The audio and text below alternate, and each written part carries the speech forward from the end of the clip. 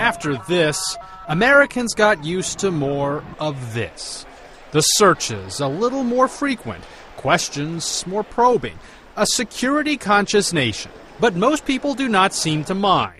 A poll by the Associated Press NORC Center for Public Affairs Research finds 2/3 of Americans agreeing that sacrificing some rights and freedoms is necessary to fight terrorism. Yet a slim majority, 54%, say if it came down between preserving freedoms of U.S. citizens or protecting people from terrorism, they would choose civil liberties. I believe that line would be that, you just can't pry into personal background. Like, you can't go search an email because somebody's checking or somebody's texting an email to a friend asking an opinion.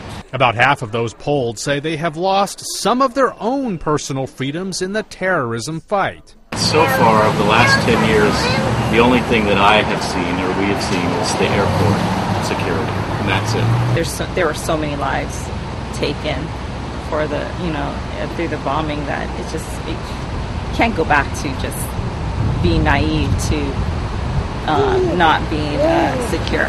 But for all the concerns about personal rights, the poll found Americans had different views when it came to foreigners.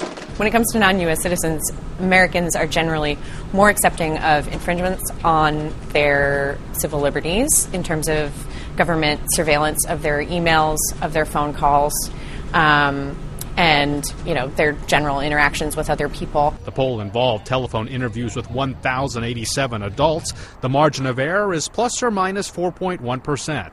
The public sentiment between protecting private lives and stopping terrorism seems to meander. You have to go to the airport now, you have to take off your shoes because of Al-Qaeda.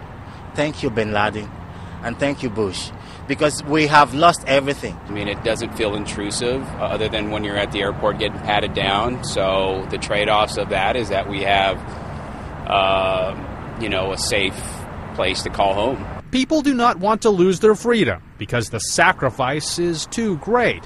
Sacrifices that come with no guarantees the country will ever be completely safe. Lee Powell, The Associated Press.